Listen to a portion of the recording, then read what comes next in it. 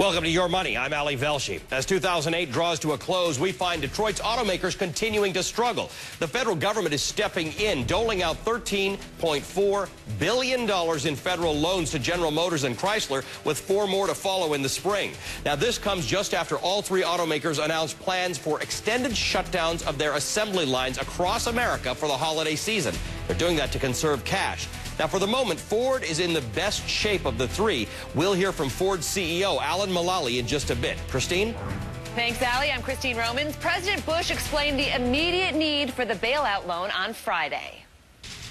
My economic advisors believe that such a collapse would deal an unacceptably painful blow to hardworking Americans far beyond the auto industry. It would worsen a weak job market and exacerbate the financial crisis. It could send our suffering economy into a deeper and longer recession. And it would leave the next president to confront the demise of a major American industry in his first days of office. But will it be enough to save Detroit, or does it just put off the inevitable bankruptcies in this industry? Stephen Lieb, president of Lieb Capital Management, author of the forthcoming book, Game Over, and Peter Schiff, president of Euro Pacific Capital and author of Crash Proof, How to Profit from the Coming Economic Collapse. They're here to tell us what the next year could bring and what they think about this bailout. Let me start with you first. Did the president do the right thing, and is it going to help? Is it going to help prevent disorderly bankruptcies in this industry? In both instances, yes, Christine, he did the right thing. Now, that doesn't mean that the auto industry is going to survive a year from now, but we have to deal with an economic crisis here and now, and we cannot afford to have a couple of 100,000 people unemployed in the context of what's going on now, especially given recent evidence that the economy, believe it or not, there's some very strong statistics that suggest that the economy isn't improving. Its rate of decline is definitely lessening. I would hate to see that disturbed right now. There will be a time, if the auto industry cannot get its act together in 2009, to engineer an orderly bankruptcy. Now is not the time. He's buying time at a minimum, and maybe miracles happen. The auto industry could survive. Peter, you agree? Absolutely not. You know, I think he's doing the wrong thing. Bankruptcy is what's needed here.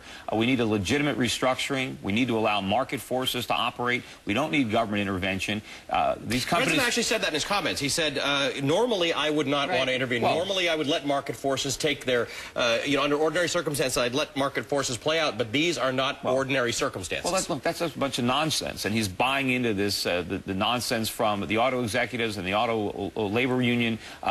This is when we need market more. When times are tough, we have to rely on the market. We can't rely on government. What's going to happen is they're not going to meet the criteria. They're going to come back under the new administration, and they're going to say, you know what? Things got even worse. It's even worse than we thought. We can't need it. We need more time, and they're going to get billions more, and it's going to go on and on and on. It's going to be a never-ending money pit, and we're going to prevent restructuring. This kind of crystal balling, I really don't buy. You don't need a crystal ball for that. We don't really know whether the auto...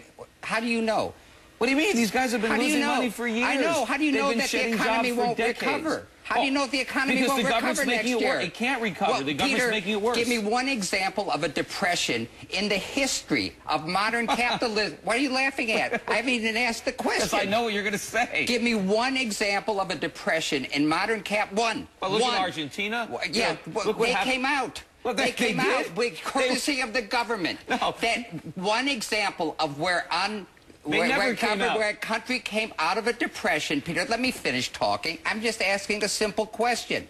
One example of a depression that was cured without government intervention. No, one. What depression was cured with government? Give me an example. No, it wasn't. Yes. No, Roosevelt didn't cure it. No, I'll tell you. Read your history. What do you think the Second World War was, Peter? That was not a stimulus. No, that was called a $2 trillion. The Second World War was nonsense. Okay, so what it comes down to the Second World War was nonsense. Do we think... But it didn't cure our economy. Of course it did. Of course it did, Peter. Going into to it. Let me ask you this. Let me ask you this.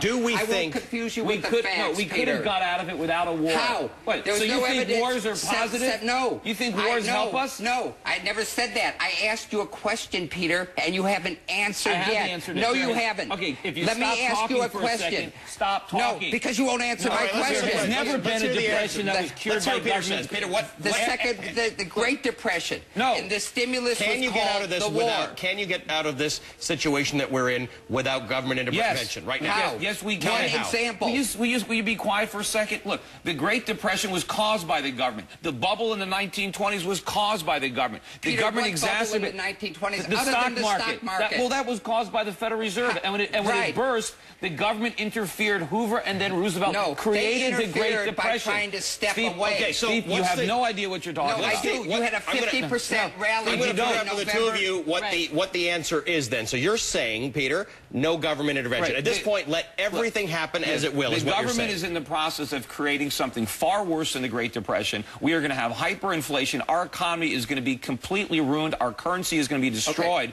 by the government and by the Federal Reserve. Let me just they give couldn't you- be doing something more Let me wrong give you if three they did it examples. intentionally. Okay, say I'll give Peter the benefit of the doubt on this one. I think that this will lead to a lot of inflation. Guys, these are important arguments, but we got to leave it here. We're out of time. You know, the economy could bounce back maybe in 2009, but what would a jobless recovery mean for you?